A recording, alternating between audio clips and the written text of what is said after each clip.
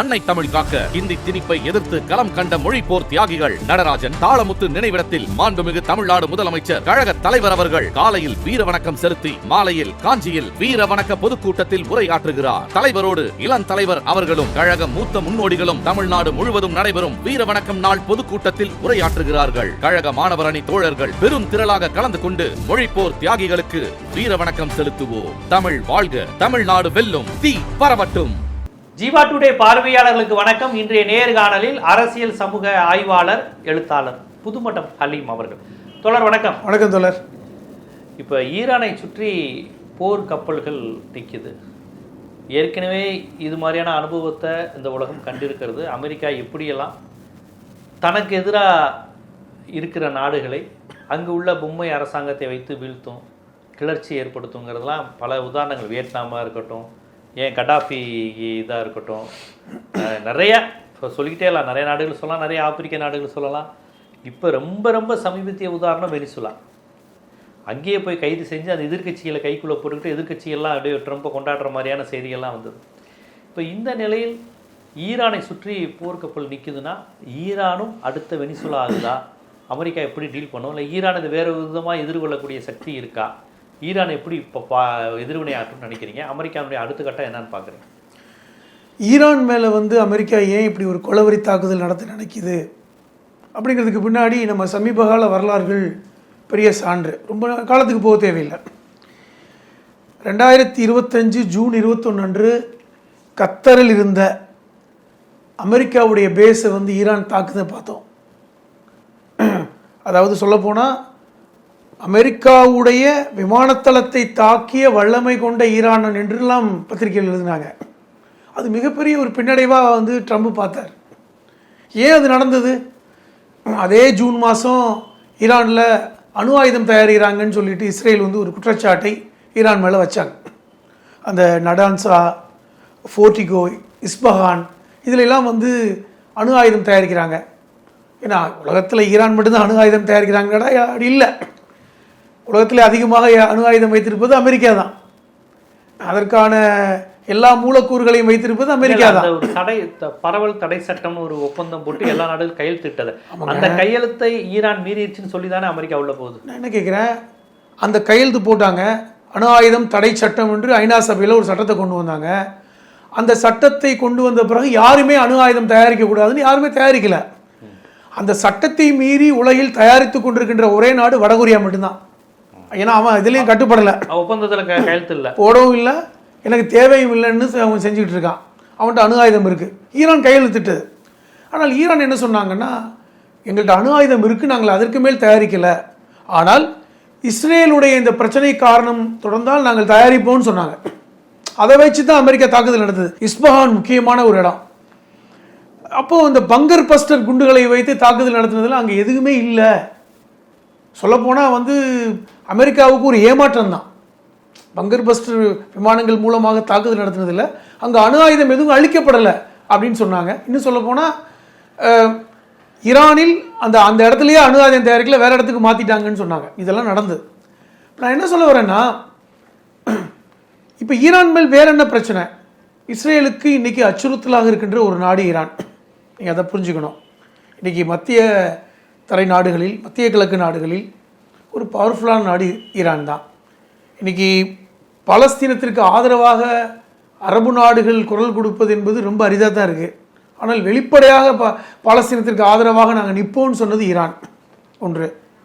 இரண்டாவது, லெபனானில் இருக்கின்ற ஹிஸ்புல்லா அமைப்புக்கு எங்களுடைய அமைப்பு தான், நாங்கள் தான் உருவாக்கியிருக்கோம், அது இஸ்ரேலுக்கு எப்பொழுதுமே அச்சுறுத்தல் தான் சொன்னது ஈரான்.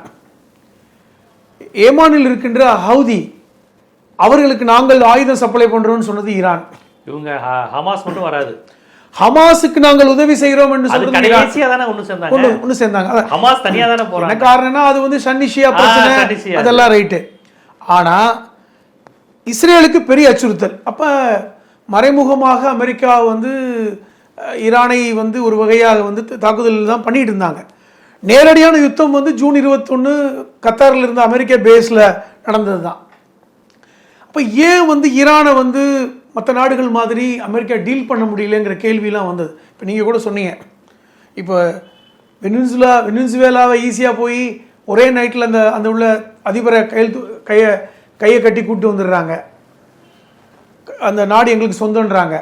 இன்றைக்கி உலகிலே மிகப்பெரிய தீவு நாடான கிரீன்லாண்டை நான் சொந்தம் கொண்டாட போகிறேன் வெளிப்படையாக எங்கள் மாகாணம், கனடாவே எங்கள் மாகாணம்னு சொல்லிட்டாரு. அப்போ இப்படி ஒரு அராஜகத்தை ஒரு பக்கம் செஞ்சுட்டு இருக்காங்க. இப்போ இதன் அடிப்படையில் ஈரானையும் கையகப்படுத்த முடியுமான்னு இன்றைக்கி பார்க்குறாங்க. புரிந்து கொள்ளணும், கிரீன்லாந்து மாதிரி வெனிசுவேலா மாதிரி ஈரான் இல்லை. ஏன்னா இன்னைக்கு உலகத்தில் இன்னைக்கு ஆயில் தயாரிக்கின்ற, அதாவது பெட்ரோல் தயாரிக்கின்ற அந்த வளம், அந்த குரூட் ஆயில் என்று சொல்லக்கூடிய அந்த பெட்ரோல் வளம் உலகத்தில் 12% ஈரானில் தயாரிக்கப்படுகிறது. இப்போ உலகத்தில் நீங்கள் எடுத்துட்டீங்கன்னா இந்த ஆயில் கண்டுபிடிப்பு அதிகமாக இருக்கிறது வெனிசுவேலாவில் 20 விழுக்காடு. உலகில் 20 விழுக்காடு அந்த ஆயில் படுகைகள் வெனிசுவேலாவில் இருக்கின்ற ஆற்றுப்படுகைகள் இருக்குது. அதுக்கப்புறம் சவுதி அரேபியா, மூன்றாவது இடம் ஈரான். அப்போ இப்படி ஒரு ஆயில் வளத்தில் மிக உயர்ந்த இடத்துல இருக்குது. இன்னும் வெளிப்படையாக சொல்லணும்னா 208 பில்லியன் பீப்பாய்கள் கையிருப்பில் வைத்திருக்கிறது ஈரான். 208 பீப்பாய்கள்னா தினம் 1.5 மில்லியன் பீப்பாய் ஏற்றுமதி செய்கிறது. இன்னொரு 200-300 வருஷத்துக்கு ஆயில் அங்கே ஸ்டோரேஜாக இருக்குது இங்கே ஈரானில். இப்போ ஆயில் வளம் இருக்குது. இப்போ ஈரானை தாக்கினால் உலகில் கச்சா எண்ணெய் பிரச்சனை வரும் என்று அமெரிக்காவுக்கு தெரியும். அது அமெரிக்காவுக்கே பாதிக்கும். இன்னொரு வெளிப்படையாக சொல்கிறேனே, இந்த பாரசீக வளைகுடா, ஓமன் வளைகுடா, சவுதி அரேபியா கடல், இந்த 3 கடலும் சந்திக்கின்ற ஒரு பகுதி ஹார்மோஸ் அப்படிங்கிற ஒரு ஜலசந்தி. இந்த ஹார்மோஸை ஆதிக்கத்தில் வைத்திருப்பது ஈரான். அதாவது இப்ப அந்த வழியா வந்தா நமக்கு இது ஃப்ரீ, கொஞ்சம் அதான் சொல்றேன், அந்த இதெல்லாம் நம்ம பெட்ரோல் டீஸ் அந்த மாதிரியான விஷயங்கள் இந்த பகுதி வழியா வந்தா. உண்மை என்னன்னா, இப்ப இந்த ஹார்மோஸ் வழியாகத்தான் ஆசியாவையும் ஐரோப்பாவையும் இணைக்குது. அந்த ஹார்மோஸ் வழியாக தான் ஆசியாவும் அமெரிக்கா ஐரோப்பிய நாடுகளுக்கான வழித்தடங்கள். ஓமான் வளைகுடா, சவுதி அரேபியா கடல், பாரசீக வளைகுடாவுடைய அந்த இணைஞ்சு ஒரு 30-40 கிலோமீட்டர் அகலம் தான். அது வழியாக தான் வந்தாகணும். தினம் 20 விழுக்காடு வியாபாரம் அங்கே நடக்குது. அவ்வளோ பெரிய, அதை தன்னுடைய கட்டுப்பாட்டில் வைக்கிறது ஈரான். இப்போ எல்லாரும் என்ன சொன்னாங்கன்னா, அமெரிக்கா ஈரானை தாக்கினால் அங்கே பிரச்சனை வரும். அப்போ அது உலகில் பெட்ரோல் விலை ஏற்றத்துக்கு அதிகமாகிடும். இன்னைக்கு 100 ரூபாய்க்கு வாங்குற பெட்ரோல் 500 ரூபாய்க்கு வாங்க வேண்டியிருக்கும் இந்தியாவில். அது பெரிய பாதிப்பை உண்டு பண்ணும். அது ஐரோப்பிய நாடுகளுக்கும் அமெரிக்க நாடுகளுக்குமே பாதிப்பை உண்டு பண்ணுன்னு சொன்னாங்க. இது எப்படி திட்டமிட்டாங்கன்னா, அது ஏன் இன்னும் ஹார்மோஸ் உங்களுக்கு சொல்கிறேன்னா, அந்த ஹார்மோஸ் வளைகுடா வழியாகத்தான் ஒரு காலத்தில் வாஸ்கோட காமா இந்தியாவை கண்டுபிடித்ததே. அந்த ஹார்மோஸ் வழியா நீங்க தான் ஐரோப்பியாவிலிருந்து மலாக்கா ஜலசந்தி இருக்கு. மலாக்கா ஜலசந்திங்கிறது கிட்டத்தட்ட ஒரு புனல் வடிவத்தில் இருக்கும். சீனாவும் இந்தியாவும் எல்லையை குறுகி அதாவது உங்களுக்கு சீனா எல்லை, இந்தியா அந்தமான் கடல் இருக்கு பாத்தீங்களா, அந்த குறுகிய எல்லை மலாக்கா. அதுதான் அரபிக் கடலோரத்தை பிடிக்கும். அப்போ அந்த காலத்தில் வாஸ்கோட காமா இந்த ஹார்மோஸ் வழியாக வரும் பொழுது இந்தியாவை கண்டுபிடிப்பதற்கு உதவி செய்தவரே இப்னு மஜீத் என்கிற அந்த ஊர்க்காரர் தான், அந்த ஹார்மோஸை சார்ந்தவர் தான் அப்படிங்கிறது வரலாறு. அப்போ அப்படிப்பட்ட ஒரு வளைகுடா, அதை இன்னைக்கு ஈரான் கண்ட்ரோலில் வச்சிருக்காங்க. அப்படின்றனால அதை தாக்குனா யாருக்கு பிரச்சனை வரும்னா, சைனாவுடைய பொருளாதாரம் பாதிக்கப்படும். அதில் கண்ட்ரோலில் வச்சுனா இந்தியாவுக்கு பாதிக்கப்படும், ஜப்பானுக்கு பாதிப்பு, தென்கொரியாவுக்கு பாதிப்பு. ஏனென்றால் இந்த நாடுகள் எல்லாமே அந்த ஹார்மோஸை நம்பி தான் இருக்காங்க. இது அமெரிக்காவுக்கு தெரியும். அமெரிக்கா ஐரோப்பிய நாடுகளுக்கும் ஆயில் வருது. இப்போ சமீபத்தில் ஒரு விஷயம், ஏன் நம்ம வெனிசுவேலாவை அமெரிக்கா பிடிச்சாங்கன்னு நினைக்கிறீங்க? வெனிசுவேலாவுடைய நீர்ப்படுகையில் 20 விழுக்காடு உலகத்தில் அங்கே 300 பில்லியன் பீப்பாய் அளவுக்கு ஆயில் இருக்கு. அதை இன்னைக்கு கையகப்படுத்திட்டாங்க. ஏன் அதை கையகப்படுத்தினான்னா, ஈரானை தாக்கினால் இந்த பிரச்சனை வரும். அப்போ வெனிசுலா நம்ம கண்ட்ரோல் இருந்தால் உலகை இனிமேல் நம்மளை தான் எல்லாரும் எண்ணெயை நம்பிட்டு இருக்கணும்னு அமெரிக்கா நினைக்குது. இனி பெட்ரோல் அமெரிக்காவை நம்பணும். ஏன்னா உங்களுக்கு இங்க குண்டு போட்டு பிரச்சனை பண்ணாங்கன்னா, இங்க ஆயுதங்கள் மூலமா தாக்குதல் நடத்தினாங்கன்னா, ஹார்மோஸ் அழிக்கப்பட்டால் சீனாவுடைய பொருளாதாரம் பாதிக்கும், இந்தியாவோட பொருளாதாரம் பாதிக்கும். எப்படி ஒரு திட்டம் பாருங்க. இன்னைக்கு அமெரிக்காவுக்கு 2 விஷயம் தேவை. தொடர் நான் முக்கியமான இந்த விஷயத்த சொல்றேன். 2 விஷயம் தேவை. ஒன்று பெட்ரோல் தேவை. உலக அளவில் இன்னொரு 200-300 வருஷத்துக்கு பெட்ரோல் வளம் கண்டிப்பாக வேணும். இரண்டாவது அரிய வகை கனிமங்கள். இந்த ரெண்டும் யார்கிட்ட அதிகமாக இருக்கோ அவங்க தான் வல்லரசு. எழுதி வச்சுக்கோங்க. இன்னைக்கு அரிய வகை கனிமங்கள் அதிகமாக இருக்கிறது சீனாட்ட. சீனால தான் அதிகமாக எடுக்கிறாங்க. உலகில் 70 விழுக்காடு அரிய வகை கனிமங்கள் சீனா எடுக்கப்படுது. அதாவது ஒரு புற்றுநோய்க்கான நோய்க்கான மருந்து அதில் தான் எடுக்கிறாங்க. உங்களுக்கு விமானம், அதிவேக விமானம் தயாரிக்கிறதான இது அங்கே தான் இருக்குது. பல்வேறு கனிமங்கள், அது இல்லாமல் ரேர் மினரல்ஸ்ன்னு சொல்லுவாங்க, அது அங்கே இருக்குது. அப்போ அமெரிக்காவிற்கு 2 விஷயம் தேவை. ரேர் மினரல்ஸும் தேவை, பெட்ரோலும் தேவை. இன்னைக்கு பெட்ரோல் வளத்துக்காக வெனின்சுவேலாவை பிடிச்சிட்டாங்க. இன்னைக்கு சவுதி அரேபியா நம்ப தேவையில்லை, ஈரானை நம்ப தேவையில்லை, இங்கேயே இருக்கே. நம்ம இனிமேல் வெனின்சுலா நம்ம நாட்டினுடைய மாநிலம்னு சொல்லிட்டா அமெரிக்காவுக்கு வந்து ஆயிலில் வந்து தண்ணீரை அடைஞ்சிரும், யாரும் எதிர்பார்க்க தேவையில்லை.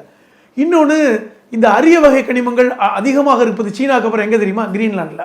ஓகே, அதான் வேணுங்க. புரிஞ்சுக்கங்க. நீங்கள் இந்த அரசியலை புரியாமல் நம்ம அமெரிக்காவுடைய அரசியலை பேச முடியாது. கிரீன்லாண்டு பார்த்தீங்கன்னா 85 விழுக்காடு பனிப்பிரதேசம். 85 விழுக்காடுல மக்கள் கிடையாது, ரொம்ப குறைந்த. எவ்வளவு மக்கள் இருக்காங்க? 50,000 பேர் தான் இருக்காங்க. ஆனால் உலகில் மிகப்பெரிய தீவு.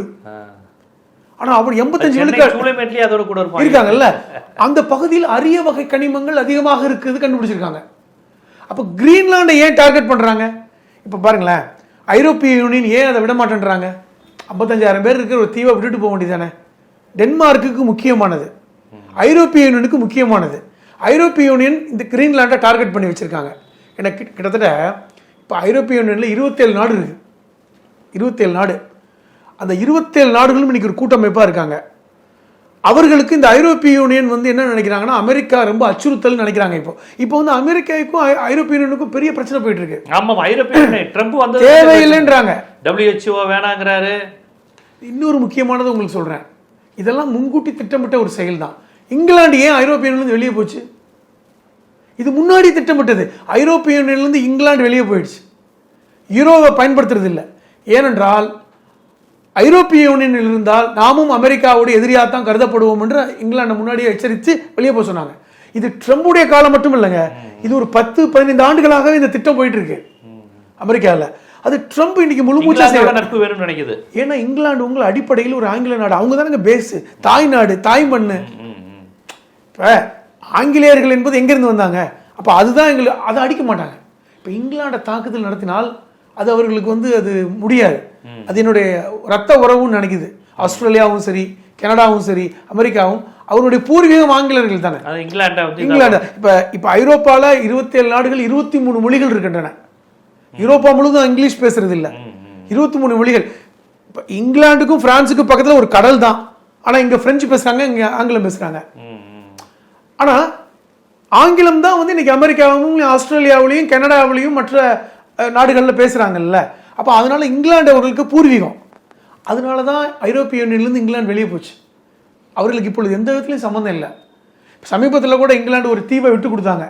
அதை கூட ட்ரம்ப் என்ன விமர்சித்தார், அப்படி விடக்கூடாது அப்படின்னு சொன்னார். இங்கிலாந்து விமர்சிக்கவே மாட்டாங்க. ஆனால் இங்கிலாந்து இன்னைக்கு வந்து என்ன நினைக்கிறாங்கன்னா, எனக்கு எந்த பக்கமும் வேண்டாம். ஒரு காலத்தில் உலகத்தை ஆட்சி செய்த ஆங்கிலேயர்கள், இங்கிலாந்துக்காரங்க இன்னைக்கு ஒதுங்கிட்டாங்க. இன்னைக்கு எதுலையும் தலையிடுறது இல்லை. அவங்க ஒரு பெரிய சோசியலிச நாடாக இன்னைக்கு போயிட்டு இருக்காங்க.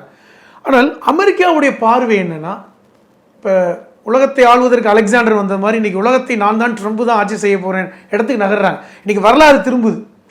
ஒரு இது இவ்வளவு ஒரு அதாவது எப்படி சொல்ல, சிவிலைஸ்டான ஒரு கம்யூனிட்டி, ஒரு நாகரிக கம்யூனிட்டி இன்னைக்கு மாறி உலகத்தில் எங்கெங்க வளம் இருக்கிறதோ. ஒரு காலத்தில் எதுக்குங்க இந்தியாவை தேடினானுங்க?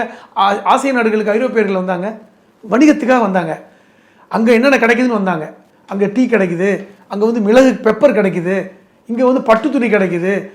அந்த அந்த செல்வத்தை கொள்ளையடிக்கத்தானே தேடினாங்க.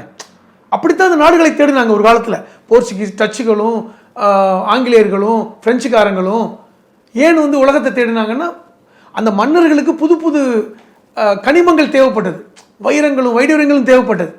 அப்போ அது சிவிலைஸ்ட் ஆகி இன்னைக்கு மாறினதுக்கப்புறம் மறுபடியும் அந்த புத்தி வந்துருச்சு. இன்னைக்கு என்ன புத்தினா, உலகத்தில் எங்கெல்லாம் கனிமம் இருக்கோ, வளம் இருக்கோ, அதை கொள்ளையடிக்கணும். அமெரிக்காவிலிருந்து கிரீன்லாந்துல வந்து இருக்கிற அமைப்பு மறு காலனி ஆதிக்கம் தானே. கிட்டத்தட்ட காலனி உலகத்துல இருந்து நம்ம மாறல. இல்ல, கிட்டத்தட்ட கரெக்டான வார்த்தை சொன்னீங்க. மறு காலனி அந்த ஆதிக்கத்துடைய மறு வடிவம் தான் இன்னைக்கு. அது நமக்கு வந்து சிவிலைஸ்டா பேசுறோம், ஆனா அப்படி இல்லை. இன்னைக்கு வந்து வெனின்சுவேலா அதிபரை கையை கட்டி ஓவர் நைட்ல கூட்டிட்டு வரத உலகம் பார்க்குது. யாரும் வாயை திறக்கிறது இல்லை. அதே மாதிரி தான் வந்து கமேனியை கூட்டிகிட்டு வந்துடலாமான்னு நினைக்கிறாங்க. இன்றைக்கி வந்து ஆயதுல்லா கமேனி 89 ஒரு உச்சபட்ச தலைவராக ஈரானில் இருக்கார். அவர் தான் சுப்ரீம் லீடர் ஆஃப் ஈரான். இன்றைக்கி அங்கே என்ன மாதிரியான ஒரு பிரச்சனையை உண்டு பண்ணியிருக்கீங்க? அரசுக்கு எதிராக ஒரு பிரச்சனையை உண்டு பண்ணியிருக்கீங்க. இன்றைக்கி 10,000 பேருக்கு மேற்பட்டவர்கள் கொல்லப்பட்டிருக்காங்க.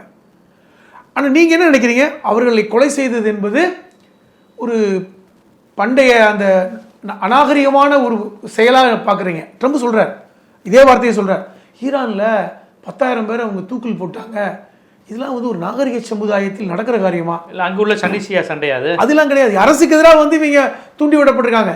இந்த 10,000 பேரில் பெரும் செயற்கையாக தூண்டி விடப்பட்டு அதுக்கு ஃபண்டு கொடுக்கப்பட்டு இவர்கள்லாம் வந்து மொசாத்துடைய உளவாளிகளாக உள்ள நுழைந்து, ஏங்க நான் கேட்குறேன், ஹிஸ்புல்லா இது இல்லை ஹமாஸுடைய அதிபராக இருந்த ஒருத்தர் அங்கே ஈரான்லேயே வச்சு எப்படி போட்டாங்க?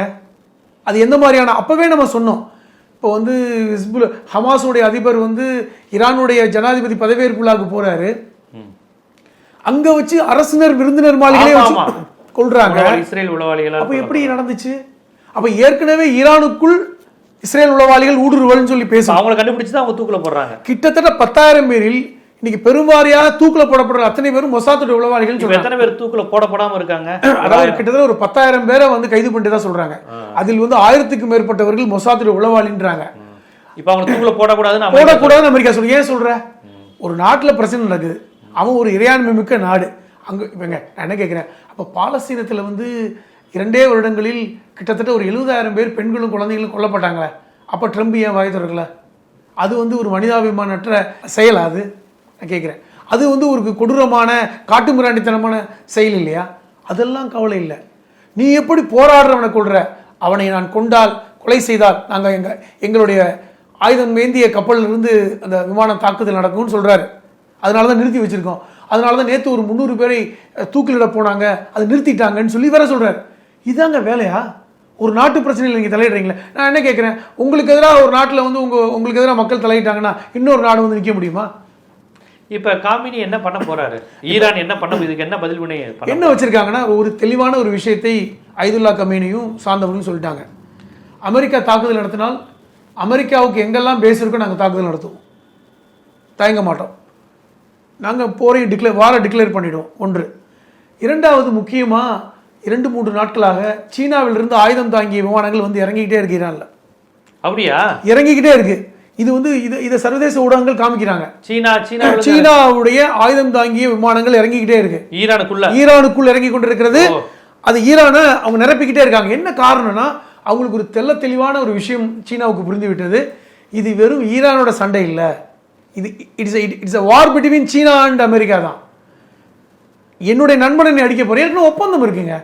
சீனாவுக்கும் ஈரானுக்கும் ஒப்பந்தம் இருக்கு, ஈரானுக்கும் ரஷ்யாவுக்கும் ஒப்பந்தம் இருக்கு. அந்த ஒப்பந்தத்தில் முக்கியமான வடகொரியாவுக்கும் இருக்கு. இது என்ன சரத்துனா, எங்க நாட்டை யாராவது நாடு தாக்குனா நீங்க வரணும், உங்க நாட்டை நான் தாக்குனா நாங்க வருவோம். இப்போ என்ன அர்த்தம்? இவங்க 3 பேரும் வரமாட்டாங்களா? தெளிவா இருக்காங்க. இந்த விஷயம் அமெரிக்காவுக்கு தெரியும். ஒரு அச்சுறுத்தலுக்காக கொண்டு போய் நிப்பாட்டிருக்காங்க. இப்போ என்னன்னா, உங்க வீட்டை சுத்தி ஒரு 10 பேரை துப்பாக்கியோட நிப்பாட்டினா உங்களுக்கு ஒரு அச்சம் ஏற்படும்ல, அந்த அச்சத்தை இன்னைக்கு ஈரானுக்கு கொடுக்க நினைக்கிறாங்க. ஆனால் ஈரான் தெளிவா சொல்லிட்டாங்க. ஏன் சவுதி அரேபியா இன்னைக்கு சொல்லியிருக்காங்க, ஈரானை தாக்கினால் நான் சகோதர நாடு. அமெரிக்காவுக்கு அவன் அப்படி சொல்றான், குறைஞ்சபட்சம் வாய் திறந்து சொல்லியிருக்கான். அது செய்வானாங்கிறது வேற, ஆனால் சொல்லியிருக்கான். அப்போ நாங்கள் வந்து ஈரானை தாக்க விட மாட்டோம். ஏன்னா நீங்கள் ஈரானை தாக்குவது என்பது நீங்கள் வெனிசுவேலா தாக்குற மாதிரி இல்லை, கிரீன்லாண்டை தாக்குற மாதிரி இல்லை. உங்களால் இப்போ கிரீன்லாண்டை விட தாக்க முடியல. ஏனென்றால் நேட்டோ வந்து அங்கே இறங்கிட்டான். ஜெர்மனி படை இப்போ கிரீன்லாண்டில் அதிகமாக மொழி பேசக்கூடியவர்கள் ஜெர்மனி மொழி பேசக்கூடியவர்கள். கிரீன்லாந்து ஜெர்மன் நாட்டுக்காரன் வந்துட்டான், விமானங்கள் இறங்கி இன்னைக்கு பாதுகாப்புல இருக்கான். நேட்டோவே வந்து உள்ள நுழைஞ்சிட்டான். அது வந்து பெரிய பிரச்சனை. ஐரோப்பிய யூனியனை நிச்சயமா அமெரிக்கா பகிர்ந்து கொண்டால் இன்னைக்கு அமெரிக்காவும் தனிமைப்படுத்தப்படும். இப்போ எப்படி போகுதுன்னா, அமெரிக்கா நான் தான் ஆதிக்க சக்தி, நீங்கள் எல்லோருமே எனக்கு கட்டுப்படணும். அதற்கு தடையாக இருப்பவர்கள் ஒரு 3-4 பேர். சைனா, ஏன்னா ஏற்கனவே ஜிடிபியில் நம்பர் 2 இருக்கிறது சைனா. பணக்கார நாட்டில் 2வது இடத்துல இருக்கான். அவன் ஃபார்ச்சுனேட்லி அமெரிக்காவுக்கு எதிரியாக இருக்கான். அவனை எப்படியாவது நட்பு கொண்டு வரணும்னு ட்ரம்ப் முயற்சி பண்ணார். நம்ம கூட பார்த்தோம் கடந்த முறை வந்து இவருக்கு ஜின்பிங் காத்திருந்துலாம் பார்த்துட்டு வந்தேன், நம்ம கூட பேசணும். இப்போ புட்டின்ட்ட கூட்டிகிட்டே மாப்பிள்ள அவன் காத்திருக்கான் பாடுறா, அந்த அளவுக்கு பேசணும். காரணம், சீனாவை ஆஃப் பண்ணணும்னு நினைக்கிறாரு. இப்போ சீனாவை தன் கைக்குள் கொண்டு வந்து விட்டால் இன்னைக்கு ட்ரம்புக்கு எந்த பிரச்சனையுமே இல்லை. ஆனால் சீனா அதை கட்டுப்பட மாட்டாங்க. சீனாவும் ரஷ்யாவும் அவர்களுக்கு கட்டுப்பட மாட்டாங்க. நம்ம தெளிவாக புரிஞ்சு வச்சிருக்காங்க. அமெரிக்காவுடைய அரசியலை சீனாவும் ரஷ்யாவும் மிக தெளிவாக புரிந்து வைத்திருக்கிறார். இப்போ நீங்கள் சமீபத்தில் பார்ப்பீங்க, ஐக்கிய நாடுகள் சபைக்கு போட்டியாகவே ஒரு அமைப்பு ஏற்படுத்தினார் பார்த்தீங்களா? ஒரு அமைப்பு ஏற்படுத்தியிருக்காரு. அதில் ஒரு 33 நாடுகள் சேர்ந்துருக்காங்க. அதாவது ஒவ்வொரு நாடும் $900 கோடி கொடுக்கணும், அப்போ தான் உறுப்பினராக முடியும்.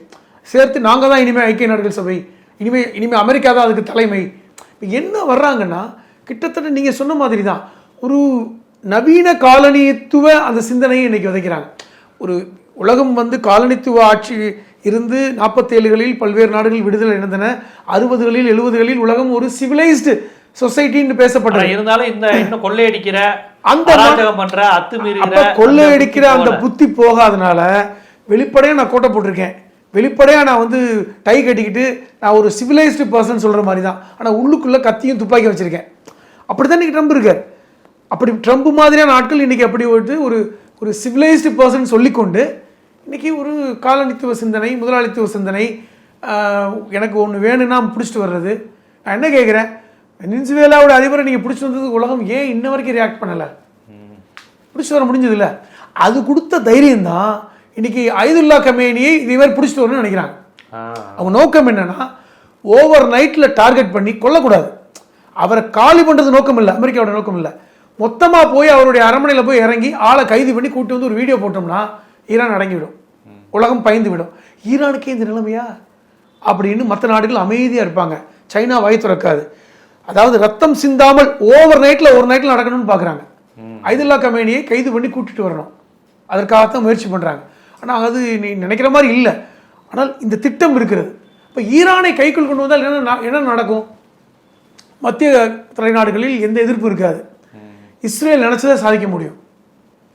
முழுமையான, அதாவது அயதுல்லா கமேனி மட்டும் கைது செய்யப்பட்டு விட்டால் இஸ்ரேல் அந்த இரவே டிக்ளேர் பண்ணிடும், பாலஸ்தீனம் எல்லாம் எங்களோட நாடுடைய சார்ந்தது, இது அகண்ட இஸ்ரேல் டிக்ளேர் பண்ணிடுவாங்க. இது ட்ரம்ப் காலத்தில் இஸ்ரேலை கொண்டு வந்துருவாங்க. அதாவது ட்ரம்ப் காலத்தில் முடியவில்லை என்றால் எந்த காலத்திலும் முடியாது என்று இஸ்ரேலுக்கு தெரியும். ட்ரம்ப் மாதிரியான ஒரு அமெரிக்க ஜனாதிபதி அவர்கள் இப்பொழுது சமீப காலங்களில் கிடையாது. நீங்கள் எடுத்துக்கங்களேன், பராக் ஒபாமா எடுத்துக்கங்க, அதுக்கு முன்னாடி எடுத்துக்கங்க, யாரும் இந்த அளவுக்கு இஸ்ரேலுக்கு அனுசரணை கிடையாது. ட்ரம்ப் அளவுக்கு அதெல்லாம் ஒரு காலம். இஸ்ரேல் சுதந்திரம் அடைந்த காலத்தில் அப்போது இருந்த ஜனாதிபதி உதவி மாதிரி இன்னைக்கு இருக்கு. இப்போ அப்படிப்பட்ட ஒரு சூழலில் இது நடக்கணும்னு நினைக்கிறாங்க. ட்ரம்ப் எந்த எல்லைக்கு வேணாலும் போகணும்னு நினைக்கிறாங்க. இப்போ அதனால தான் எல்லாத்தையும் வணிகமாக பார்க்குறாங்க. டாக்ஸ் போடுறாரு, டாலரில் நடக்கணும், எங்களுடைய ஆட்கள் நிற்பாங்க. அப்போ இதுக்கு தடையாக இருப்பது ஒரு 4-5 பேர். அப்போ ஈரானை அடக்கிட்டா அவங்க கொஞ்சம் பயப்படுவாங்க. இவ்வளவுதான். அது யுத்தம் நடத்தி ஈரானை அழிக்க வேண்டும் என்ற எண்ணம் அமெரிக்காவுக்கு இல்லை. இது 3ஆம் உலக யுத்தம் வரணும், யுத்தம் நடக்கணும் அப்படிங்கிற எண்ணம் அமெரிக்காவுக்கு இல்லை.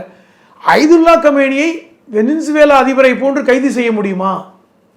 அவர் மாளிகையில போய் டக்குன்னு இறங்கி ஓவர் நைட்ல மிரட்டல் பண்ணி பார்க்குறாங்க, பண்ணி கைது பண்ணி கூட்டிட்டு வந்துட்டோம்னா என்ன பண்ணிடுவாங்க? யாரும் அந்த நம்ம வீட்டுக்கு கூட்டி வந்துடுவோம் அப்படின்னு நினைக்கிறாங்க. இது எப்படி நடக்கும்? ஈரானுக்கு தெரியும் இந்த விஷயம்.